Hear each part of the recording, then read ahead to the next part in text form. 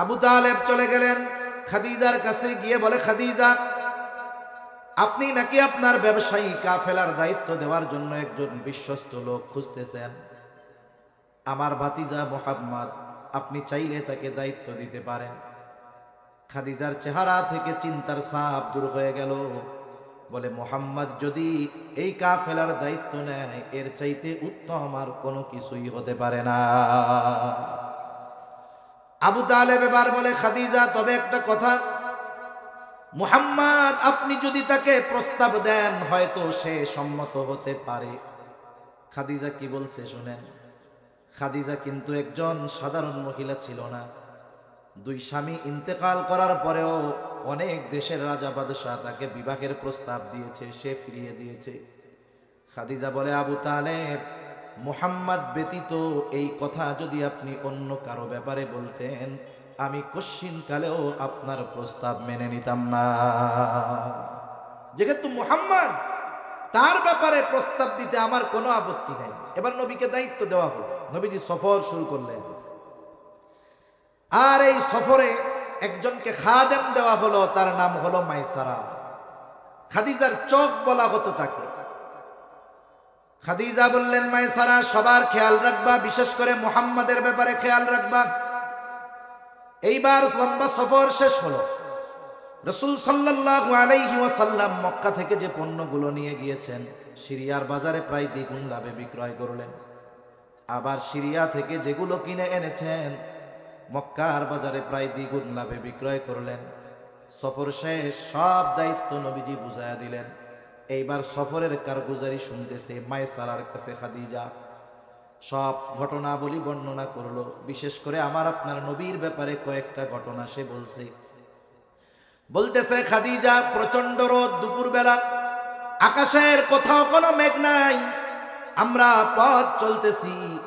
আমি সব সময় দেখতাম মুহাম্মদ যেই জায়গা দিয়ে পথ চলে, এক খণ্ড মেঘ সব সময় সূর্যের তাপ থেকে তাকে ছায়া প্রদান করতে থাকে। এরপরে আর একদিন দেখলাম একটা গাছের আড়ালে সূর্যের ছায়া আলো থেকে বাঁচার জন্য একটা গাছের ছায়ায় মুহাম্মদ ঘুমিয়ে আছে। স্বাভাবিক অবস্থা, সূর্য সরে যাওয়ার সাথে সাথে গাছের ছায়াটাও সরে যাওয়ার কথা, কিন্তু আমি খেয়াল করে দেখলাম সূর্য সরে গেছে কিন্তু ছায়া জাগায়। আমি কাছে গিয়ে দেখলাম সূর্য সরে গেছে, তাতে কি গাছ বাঁকা হয়ে মুহাম্মদকে ছায়া প্রদান করতেছে। আর এক জায়গায় নবীজি বিশ্রাম নিচ্ছেন, নবীজিকে দেখে এক পাদ্রী মাইসারাকে বলে, এই যুবককে। সব পরিচয় দেওয়া হলো। মাইসারা এই পরিচয় যখন দিয়েছে, ওই পাদ্রী বলতেছে, এই যুবক ভবিষ্যতে হয়তো নবী হবে। এই খবর সফরের পরে খাদিজাতুল কুবরার কাছে এসে মাইসারা জানাইল। আল্লাহর নবীর কাছে যখন ওহী নাজিল হয়েছে, নবীজি প্রচন্ড জ্বর, ভয় পেয়ে গেছেন। কম্বল দিয়ে নবীজিকে মুড়িয়ে ধরা হয়েছে। খাদিজাতুল কুবরা আমার আপনার নবীকে নিয়ে গিয়েছিলেন তার চাচাতো ভাই আরাকা বিন নওফেলের কাছে। অথচ যখন নবীজির সাথে বিবাহ হয় নাই, তার প্রায় 20 বছর আগে, যখন মাইসারা বলছে, পাদ্রীর কাছেই খবর পাইলাম এই যুবক হয়তো ভবিষ্যতে নবী হবে, খাদিজা ওই সময়ই আরাকা বিন নওফেলের কাছে গিয়া বলছে, ভাই, কাছাকাছি সময় কোনো নবী আসবে নাকি? আরাকা বিন নওফেলও জানিয়ে দিয়েছে, হ্যাঁ, কিতাবের বর্ণনা অনুযায়ী মনে হয় অচিরেই হয়তো আরব ভূখণ্ডে কোনো নবীর আগমন ঘটবে।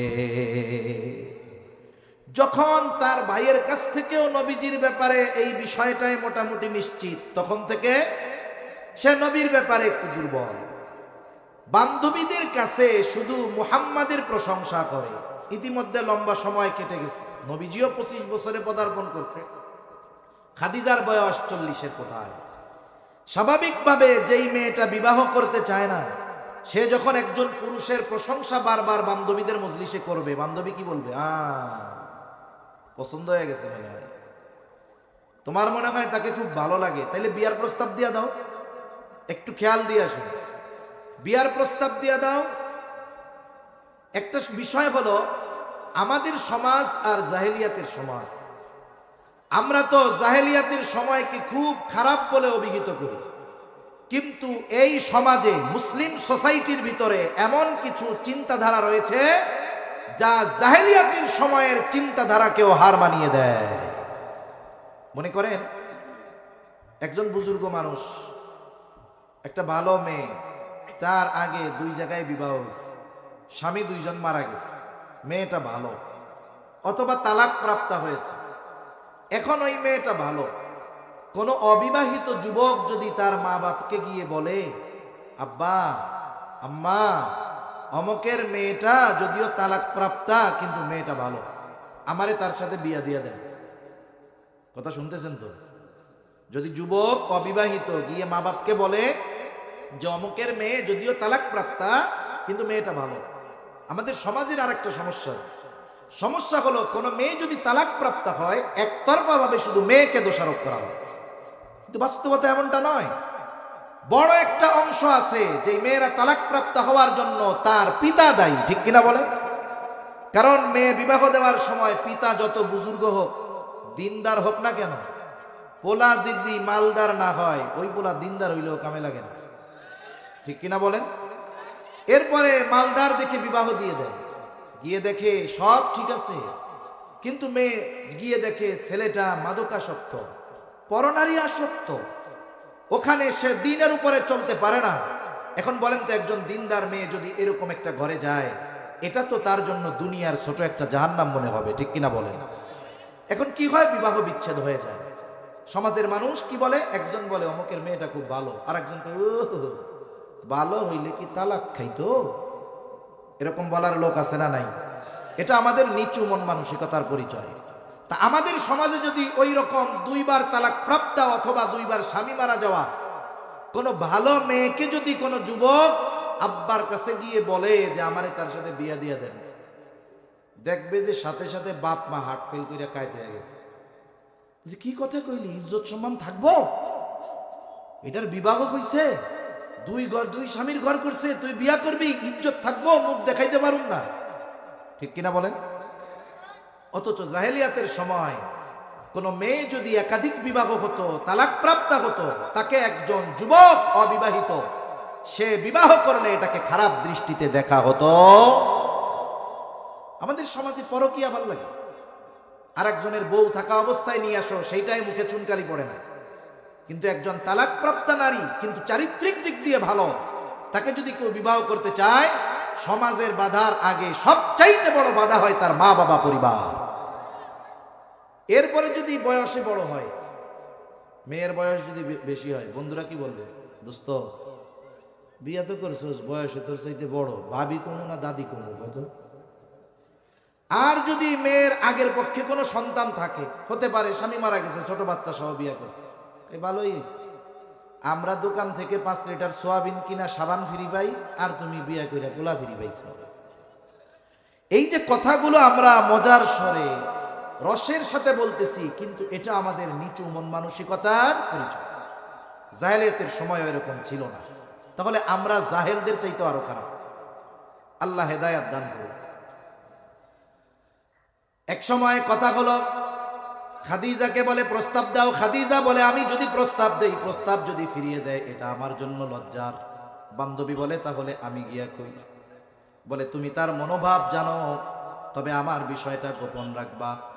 এইবার বান্ধবী গিয়ে আমার আপনার নবীজিকে বলে, মুহাম্মদ বিবাহের বয়স তো কম হলো না, বিবাহ কি করবা না? নবী তখন 25 বছর বয়স, আরো 2 বছর আগে সফর শেষ করে আসছে, হাতে টাকা পয়সা নাই। নবীজি বলেন আমার তো টাকা পয়সা নাই, আমি বিবাহ কেমনে করব? মেয়েটা বলে কেউ যদি তোমার সব খরচ বহন করার দায়িত্ব নেয় তাহলে তুমি রাজি আছো নাকি? নবীজি বললেন আমার অভিভাবক আমার চাচা, তার সাথে কথা বলো। লম্বা কথা। একটা সময় আবু তালেবের খুতবায় খাদিজাতুল কুবরার সাথে নবীজির বিবাহ হয়ে গেল। তাহলে প্রথম কথা হলো আমার আপনার নবী বিবাহের প্রস্তাব দেন নাই, প্রস্তাব আসছে খাদিজার পক্ষ থেকে, ঠিক কিনা বলেন? আর আল্লাহ তাআলা কোরআনুল কারীমের মধ্যে জানিয়ে দেন, পবিত্র কোরআনুল কারীমের প্রসিদ্ধ সূরা সূরাতুদ দুহা, এই সূরার মধ্যে আল্লাহ তাআলা নবীজিকে প্রদত্ত নবুয়তের আগে কয়েকটা নিয়ামতের কথা বলছেন। প্রথম নিয়ামত আল্লাহ তাআলা বলেন, আলাম ইয়াজিদকা ইয়াতীমান ফাআওয়া, আমি কি আপনাকে ইয়াতীম অবস্থায় পাই নাই? তার মানে তিনি আপনাকে ইয়াতীম অবস্থায় কি পান নাই? অর্থাৎ আল্লাহ বলেন, আমি কি আপনাকে ইয়াতীম অবস্থায় পাই নাই? ওই অবস্থার উপরে ছেড়ে দেই নাই। উত্তম লালন পালনের ব্যবস্থা আমি আল্লাহই আপনার জন্য করেছি। ওয়াজাদাকা আইলান ফাআগনা, আল্লাহ তাআলা বলেন, আমি কি আপনাকে নিঃস্ব অবস্থায় পাই নাই? আর আমি কি আপনাকে ধনী বানায়া দেই নাই? এই আয়াতের তাফসীরের মধ্যে এসেছে, ওই যে যেই দিন খাদিজার সাথে আমার আপনার নবীজির সাথে বিবাহ বন্ধন হয়ে গেল, রাতের বেলা খাদিজা এবার আমার আপনার নবীকে বলতেছে, মুহাম্মদ, এতকাল আপনার সাথে আমার সম্পর্ক ছিল এক ধরনের, এখন থেকে আর এক ধরনের। আজকে থেকে আমি হইলাম আপনার অধীনস্থ। মুহাম্মদ, আপনি শুনে নেন, আমার যত সম্পদ আছে আমি সব সম্পদের মালিকানা আপনাকে দিয়ে দিলাম। শুধু তাই না, এই সম্পদ যেখানে খুশি, যতটুকু খুশি, যেভাবে খুশি আপনি ব্যয় করবেন, আমার কোনো আপত্তি নাই। কারণ আজকে থেকে আমিও আপনার, আমার সব সম্পদের মালিকও আপনি। তাহলে যারা বলে যে নবীজি সম্পদের লোভে খাদিজাকে বিবাহ করেছে, নিঃসন্দেহে তারা নবীর ব্যাপারে মিথ্যা অপবাদ দেয়। আরেকটা বিষয় বলে শেষ করে দিই, নবীজির ব্যাপারে আরেকটা অপবাদ কাফেররা দেয়, বলে যে তিনি তার পুত্রবধূকে বিবাহ করেছেন। নাউজুবিল্লাহ। জাহেলিয়াতের সময় একটা কুসংস্কার ছিল। কুসংস্কারটা হলো যে তারা পালক পুত্রকে নিজের পুত্রের মতো মনে করত। অনেক নিঃসন্তান দম্পতি আছে যে তারা অনেক সময় সন্তান দত্তক নিয়ে লালন পালন করে, আছে না এরকম? মনে করেন 3 বছরের একটা মেয়ে লালন পালন করতেছে, 2 বছর 4 বছরের একটা ছেলে লালন পালন করতেছে। শরীয়তের হুকুম হলো ওই 4 বছরের ছেলেটা যতদিন নাবালক থাকবে ততদিন ওই ছেলের সামনে পালক মা যেতে পারবে, ছেলেও তার মায়ের সামনে যেতে পারবে, পালক মার সামনে। ছেলেটা যখন বালেগ হয়ে যাবে আর সে তার পালক মায়ের সামনে যেতে পারবে। মনে রাখবেন, এগুলো কিন্তু জটিল বিষয়। মেয়েটা 3 বছর বয়স, আপনি নিয়ে আসছিলেন, মেয়ে হয় না, ছেলে হয় না, কত আদর করেছেন, কপালে কত চুমো দিয়েছেন, বুকে নিয়ে ঘুমিয়েছেন। মেয়েটা প্রাপ্তবয়স্কা হয়ে গেছে। এখন আর ওই বাপ ছোটবেলায় যে ঘাড়ে নিয়েছে, চুমো দিয়েছে, সে তার সামনে যেতে পারবে না, সেও তার পালক বাবার সামনে যেতে পারবে না। এটাই শরীয়তের নির্দেশ। তবে যদি কেউ 2 বছরের আগে কোনো সন্তান দত্তক নেয়, আরবি হিসাবের 2 বছর, এবং দেখা গেল সে যে সন্তানটা আনছে তার বোনের সন্তান আছে, দুধ পান করে, এইবার এই ছেলেটাকে এনে ওই মহিলা তার বোনের দুধ পান করায় দিল। এখন কি হইল? দুধ সম্পর্কের খালা। এইবার বালেগ হয়ে যাওয়ার পরেও যেহেতু দুধ সম্পর্কের কারণে তার সাথে বিবাহ হারাম, এইবার ওই সন্তান পালক মাকেও দেখতে পারবে, মাও পালক ছেলেকে দেখতে পারবে। কথা কি বুঝতে পেরেছেন? জাহেলিয়াতের সময়ের সিস্টেমটা ছিল পালক পুত্রকে নিজের পুত্রের মতো মনে করত, ওয়ারিশ মনে করত, যার কারণে মারা যাওয়ার পরে নিজের সন্তান যেমন সম্পদের মালিক হতো, পালক পুত্র তেমন মালিক হতো। নবীজির পালক পুত্র ছিলেন যায়েদ। যায়েদ তো হারায় গিয়েছিল, গোলাম হিসাবে বাজারে বিক্রয় করে দেওয়া হয়েছে। খাদিজাতুল কুবরার এক ভাই খাদিজাতুল কুবরার জন্য বাজার থেকে যায়েদকে কিনে আনে। বিবাহের পরে যায়েদের আচরণে মুগ্ধ খাদিজা নবীজিকে হাদিয়া দিল। যায়েদের মা বাবা খোঁজ পেয়েছে মক্কায় মুহাম্মাদের কাছে তাদের সন্তান রয়েছে, খুঁজতে খুঁজতে চলে আসছে। নবীজি তাকে আজাদ করে দিলেন, যাও তোমরা তোমাদের ছেলেকে নিয়ে যাও। কিন্তু কিশোর বালক যায়েদ নবীজির আচরণে এতটা মুগ্ধ হয়েছে, হারিয়ে যাওয়া মা বাবাকে ফিরে পাওয়ার পরেও মা বাবার সাথে না গিয়ে সে নবীজির সাথে থাকার সিদ্ধান্ত নিয়ে নেয়, যাবেই না। মা বাবাও বলছে তাহলে থাকো, মাঝে মধ্যে এসে দেখা যাবে। এইবার নবীজি এই ঘটনার পরে প্রকাশ্য সবার সামনে ঘোষণা দিলেন, আজকে থেকে যায়েদ আমার সন্তান। একটা সময় যায়েদের সাথে নবীজির ফুফাতো বোন জায়নাব বিনতে জাহাসের বিবাহ দেওয়া হলো। কিন্তু দুইজনের মধ্যে বনাবনি হয় নাই, কারণ তিনি হলেন কুরাইশ বংশের নারী আর যায়েদ আগে গোলামি খেটেছে। দুইজনের মধ্যে বনাবনি হয় না। একটা সময় নবীজির কাছে এই কথাগুলো যায়েদ বলতে বলতে একটা সময় যায়নাব বিনতে জাহাশকে তালাক দিয়ে দিল। আর আল্লাহ তাআলা আমার আপনার নবীর উপরে নির্দেশ নাজিল করে দিলেন, পয়গম্বর আপনার মাধ্যমে শতাব্দীর পর শতাব্দী ধরে চলে আসা কুসংস্কারের কবর রচনা করতে চাই। সুতরাং আপনার পালক পুত্র যায়েদের তালাক প্রাপ্ত স্ত্রীর ইদ্দত শেষ হলে আপনি তাকে বিবাহ করবে। স্রোতের অনুকূলে নবীজিকে দিয়ে এটা করানো হবে। একটা বিষয় হলো, অনেক সময় অনেক বিষয় আছে বলার চাইতে নিজে করলে এটার প্রভাব বেশি পড়ে। বলার চাইতে নিজে করলে বেশি পড়ে। একটা উপমা দেই তাহলে বুঝতে সহজ হবে। হুদাইবিয়ার সন্ধি যেই বছর হলো, মূলত ওই বছর মুসলমানেরা উমরা পালনের জন্য মক্কায় যাচ্ছিল। মক্কা থেকে মদিনা, মদিনা থেকে মক্কার রাস্তার 10 ভাগের 9 ভাগ অতিক্রম করে ফেলছে। অল্প কিছু রাস্তা আছে মক্কায় ঢুকবে। সবাই প্রস্তুত। কত বছর পর বাইতুল্লাহ দেখবে, পরিবার পরিজন আত্মীয় স্বজনের চেহারা দেখবে। বাদ সাধলো কাফেররা, সবাই ইহরাম পরা, সাদা কাপড় পরা উমরা করবে। তখন একটা চুক্তি হলো, হুদাইবিয়া নামক কূপের নিকটে হওয়ার কারণে এই চুক্তিটার নাম হলো হুদাইবিয়ার সন্ধি। এই চুক্তির যতগুলো ধারা ছিল সবগুলো মনে হচ্ছিল কাফেরদের পক্ষে, মুসলমানদের বিপক্ষে।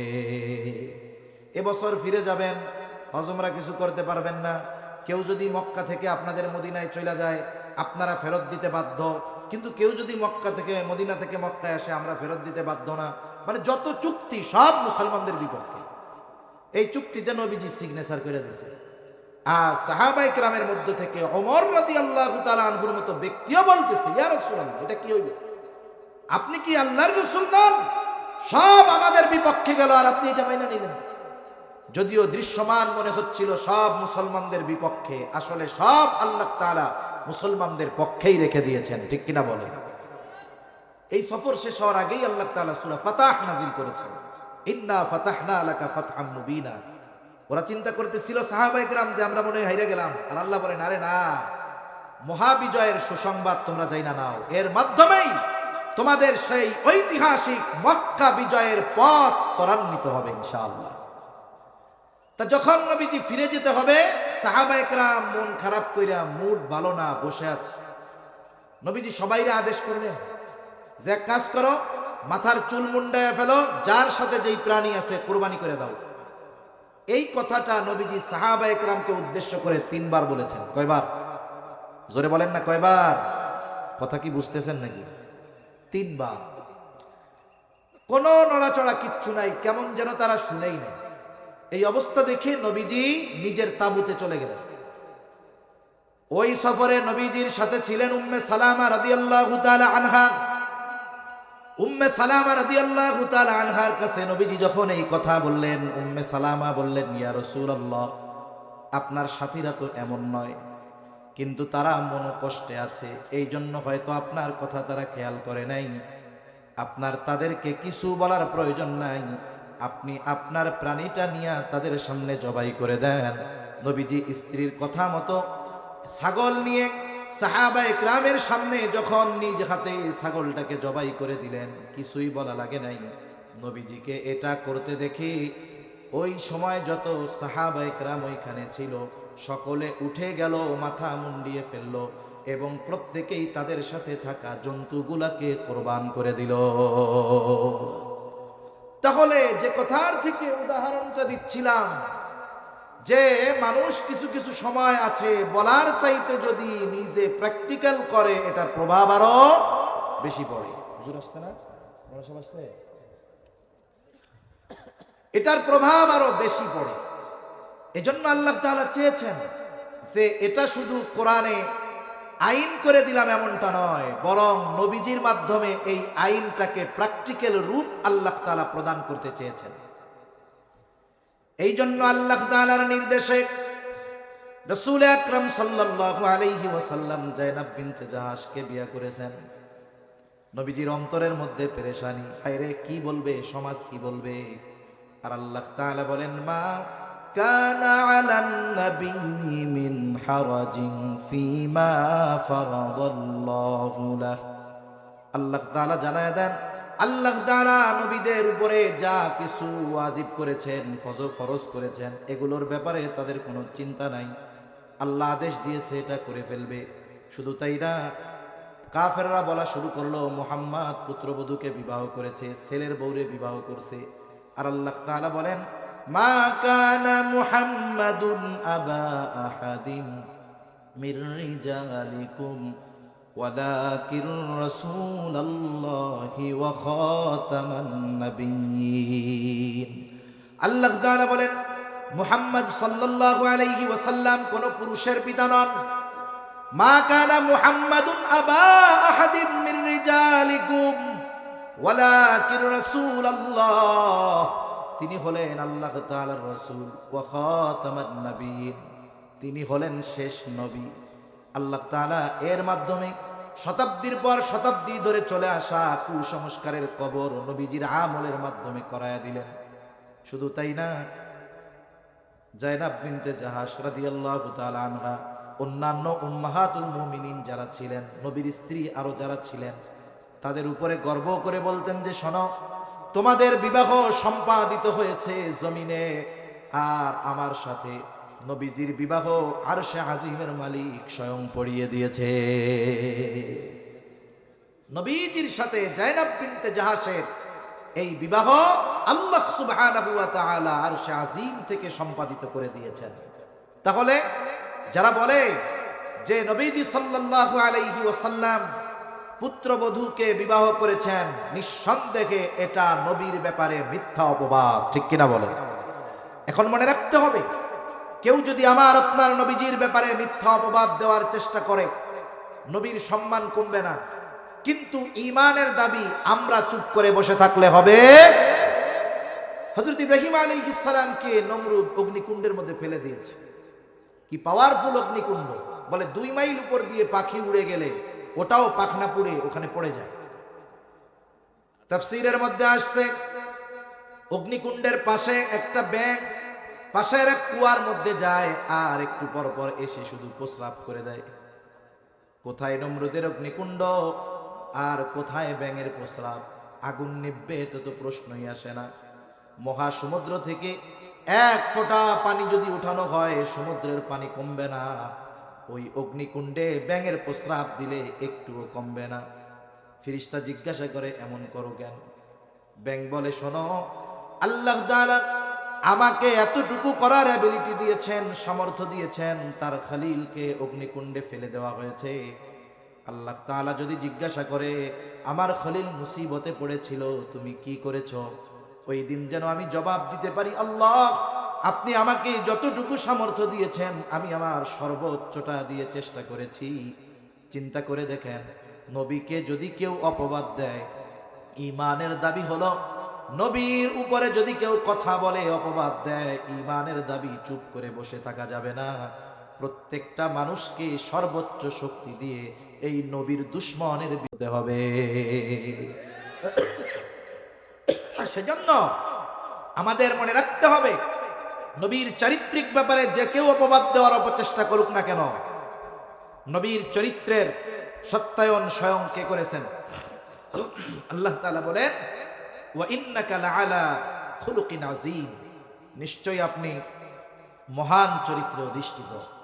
এজন্য এই মহান চরিত্রের অনুসরণ যদি আমরা করতে পারি, আমাদের জীবনের সবচাইতে বড় টার্ম হবে এটা। এখন কি করব? এক মজলিসে নবীজির চরিত্রের সব দিকগুলো তোলা সম্ভব নয়। মহাসমুদ্রের সবচাইতে গভীরতম জায়গা, এটা বারবার খুঁজে পাওয়া যেতে পারে। মঙ্গল গ্রহ থেকে আরো দূরে মানুষ পৌঁছিয়ে যেতে পারে, কিন্তু নবীজির চারিত্রিক সৌন্দর্যের উচ্চতা, গভীরতা নির্ণয় করা এটা মানুষের পক্ষে সম্ভব নয়। এই জন্য একটা কাজ আমরা করতে পারি। কি করতে পারি? সিরাত চর্চা করতে পারি। নবীজির মুহাব্বতে একটা সিরাতের কিতাব কিনলাম, নবী রহমত কিনলাম, 1 খণ্ডেও পাওয়া যায়, ওটা পড়লাম, একা একা পড়ি, পাঠ চক্র করি, কয়েক বন্ধু মিলে জীবনের মূল্যবান সময় থেকে নিয়ে বসি আসরের পর নবীজির জীবনী থেকে একটা পাঠ সপ্তাহে একদিন পড়ি এবং প্রত্যেকের কাছে জবাবদিহিতা করি যে গত সপ্তাহে নবীজির এই গুণটা সম্পর্কে আলোচনা করলাম, এই গুণের উপরে কে কতটুক বাস্তব জীবনে প্রয়োগ করেছ। এভাবে যদি আমরা পাঠচক্র করি, নবীজির সিরাত অধ্যয়ন করি, সিরাতকে মোহাব্বত করি, তাহলে আশা করা যায় রাসূল আকরাম সাল্লাল্লাহু আলাইহি ওয়াসাল্লামের একটা প্রতিশ্রুতি, একটা প্রতিকৃতি অথবা তার একটা ছায়া অথবা তার একটা বিষয় আমাদের সামনে যখন পরিষ্কারভাবে চলে আসবে, কেমন যেন চোখ বুঝলেই আমি দেখব নবীকে দেখতেছি। আর আমার আপনার জন্য নবীর আদর্শ গ্রহণ করা, আমার আপনার জন্য উত্তম চরিত্রবান হওয়া নবীর অনুসরণের মাধ্যমে সহজ হয়ে যাবে ইনশাআল্লাহ। আল্লাহ সুবহানাহু ওয়া তাআলা আমাদের সকলকে রাসূল আকরাম সাল্লাল্লাহু আলাইহি ওয়াসাল্লামের আদর্শে আদর্শিত হওয়ার তৌফিক দান করেন। সকলে বলি আমিন। ওয়া আখিরু দাওয়ানা আনিল হামদুলিল্লাহি রাব্বিল আলামিন। আসসালামু আলাইকুম ওয়া রাহমাতুল্লাহি ওয়া বারাকাতুহু।